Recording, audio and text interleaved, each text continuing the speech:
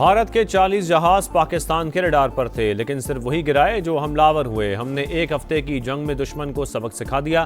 صدر مملکت کا مورو میں کارکنوں سے خطاب، کہا ہم نے جتنے کام کیے 73 کے آئین کے مطابق کیے۔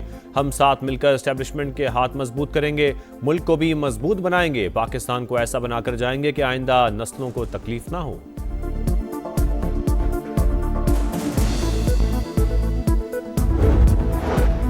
ایران اور امریکہ کے مذاکرات کاروں کے درمیان ڈیل پر اتفاق۔ سی بی ایس کے مطابق وائٹ ہاؤس نے تصدیق کر دی، صدر ٹرمپ کی منظوری ہونا باقی۔ 60 روزہ توسیع کے دوران ایران کے نیوکلیئر تنازع پر مذاکرات ہوں گے۔ ایران آبنہ ہرمز سے تمام بارودی سرنگیں صاف کرے گا۔ العربیہ کے مطابق مفاہمت کی یادداشت پر اسلام آباد میں دستخط کیے جائیں گے۔ سی بی ایس کے مطابق صدر ٹرمپ کو معاہدے کی تفصیلات پر مزید بریفنگ جاری ہے۔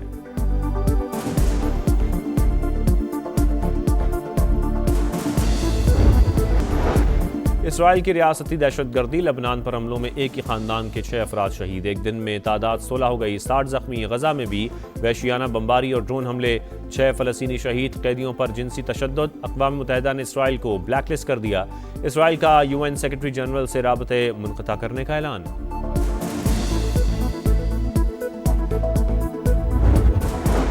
عید الاضحیٰ کا دوسرا روز، میل ملاقاتیں جاری۔ کل کے میزبان آج مہمان، چٹپٹے پکوان تیار، مل بیٹھے دوست یار، کہیں چائے کا دور، کہیں خوابوں پر زور، آئس کریم پر بھی خوب ہاتھ صاف۔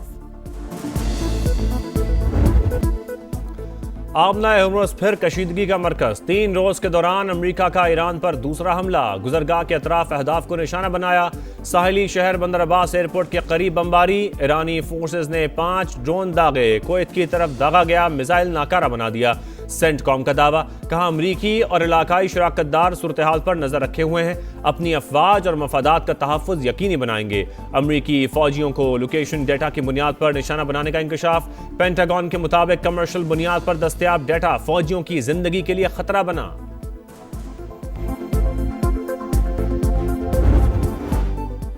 ایران کا جوابی وار، خطے میں امریکی اڈوں کو ٹارگٹ کر لیا، حملے کے مقام کو نشانہ بنایا گیا۔ دوبارہ جارحیت ہوئی تو رد عمل اور بھی شدید ہوگا، نتائج کی تمام تر ذمہ داری واشنگٹن پر عائد ہوگی، پاسداران انقلاب کا انتباہ۔ سربراہ ایرانی پارلیمانی کمیٹی ابراہیم عزیزی نے کہا آبنہ ہرمز پر کنٹرول اور یورینیم افزودگی ریڈ لائن ہے، تہران اپنے موقف سے پیچھے نہیں ہٹے گا۔ سپریم نیشنل سیکیورٹی کونسل کے ڈیپٹی سیکریٹری علی باکری بولے منجمد اثاثوں کی بحالی ایران کا قانونی حق ہے، تمام اثاثے غیر مشروط طور پر بحال کیے جائیں۔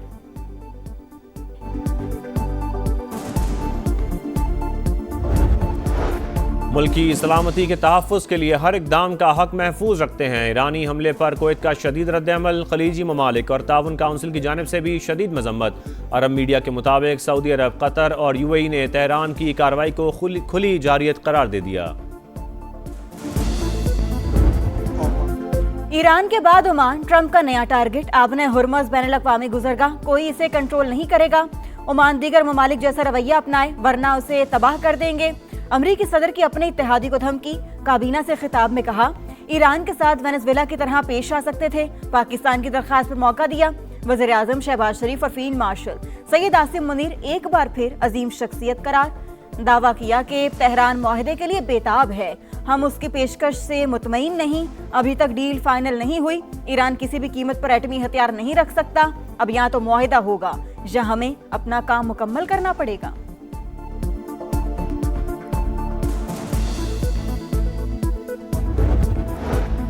دباؤ اور دھمکیاں ناقابل قبول، ایران عمان کے ساتھ کھڑا ہے، امریکی صدر کی دھمکی پر تہران کا شدید رد عمل۔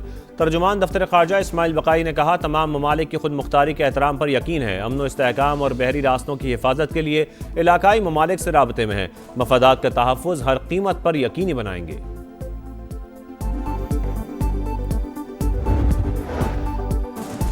امریکہ اور ایران کے درمیان سیز فائر میں 60 روز کی توسیع کا معاہدہ طے پا گیا، صدر ٹرمپ کی حتمی منظوری باقی۔ امریکی ویب سائٹ کا مذاکرات کاروں کے حوالے سے دعویٰ، ایکزیوس کے مطابق ابتدائی معاہدے کے تحت 60 روز کے دوران جوہری مذاکرات ہوں گے۔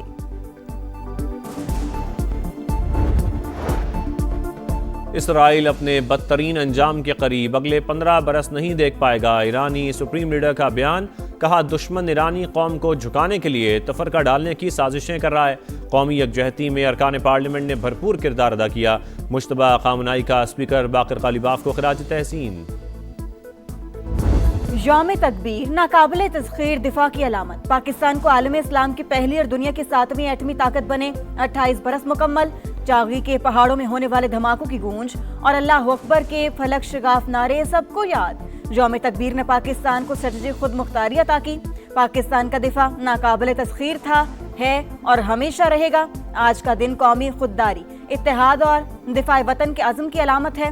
صدر مملکت اور وزیر اعظم کا پیغام، ذوالفقار علی بھٹو، نواز شریف، ڈاکٹر عبدالقدیر اور ڈاکٹر سمر مبارک مند کو خراج تحسین۔ وزیر اعلیٰ مریم نواز کی بھی قوم کو مبارکباد۔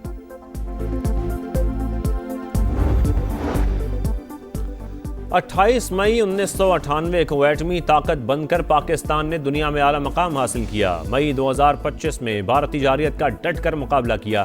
نائب وزیر اعظم اسحاق ڈار کا نیو یارک میں پاکستانی کمیونٹی سے خطاب، کہا پاکستان پائیدار ترقی کی راہ پر گامزن، علاقائی اور عالمی امن کے لیے بھی فعال کردار ادا کر رہا ہے۔ فیلڈ مارشل عاصم منیر اور سروسز چیفز کی یوم تکبیر پر قوم کو مبارکباد۔ ISPR کے مطابق 28 مئی پاکستان کے ایٹمی قوت بننے کا تاریخی دن پاکستان کی دفاعی صلاحیت، قومی امانت اور امن و استحکام کی ضامن ہے۔ مسلح افواج امن و سلامتی اور خوشحالی یقینی بنانے کے لیے پرعزم ہے۔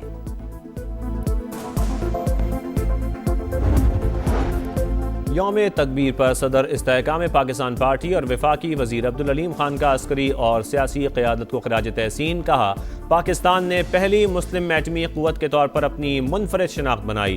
جوہری طاقت ہونے کے باوجود خطے میں امن کے لیے کردار قابل تعریف۔ ایران امریکہ جنگ میں پاکستان کی سفارتکاری منفرد اور بہترین رہی۔ وفاقی وزیر داخلہ محسن نقوی کی سعودی ہم منصب سے ملاقات، دو طرفہ تعلقات اور داخلی سیکیورٹی کے حوالے سے تفصیلی بات چیت۔ خطے میں کشیدگی میں کمی کے لیے پاکستان کے مثبت کردار کی تعریف۔ Federal constabulary special diplomatic protection unit کے 200 اہلکاروں کی سعودی عرب میں ٹریننگ کا فیصلہ۔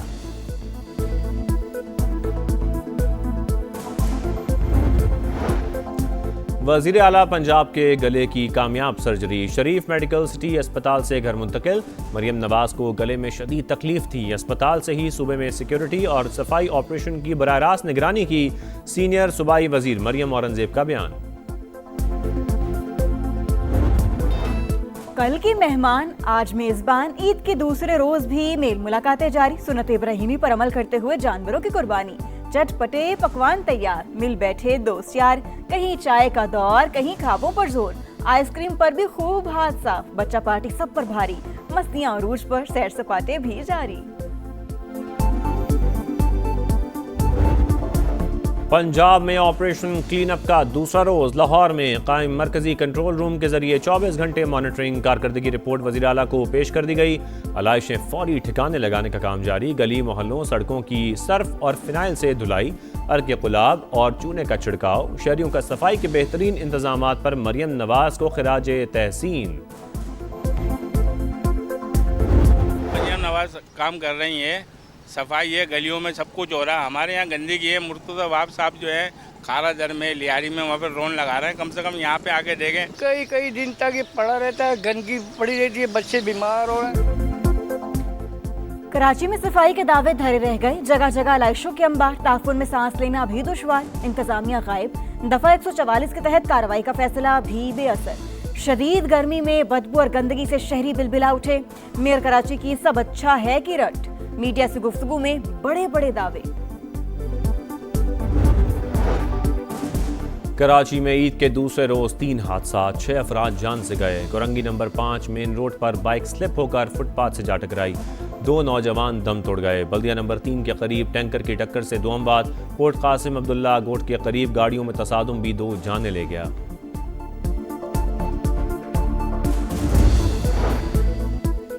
قلعہ سیف اللہ میں نامعلوم افراد کی فائرنگ، 3 افراد جاں بحق، 1 زخمی ہو گیا۔ پولیس کے مطابق واقعہ دیرینہ دشمنی پر پیش آیا، مختلف پہلوؤں سے تحقیقات جاری۔ اسرائیل کی ریاستی دہشت گردی، لبنان میں 135 مقامات پر حملوں کا اعتراف، بیروت میں بھی اہداف کو نشانہ بنایا۔ جنوبی علاقوں میں بمباری سے 8 شہادتیں، قیدیوں پر جنسی تشدد، اقوام متحدہ نے اسرائیل کو بلیک لسٹ کر دیا۔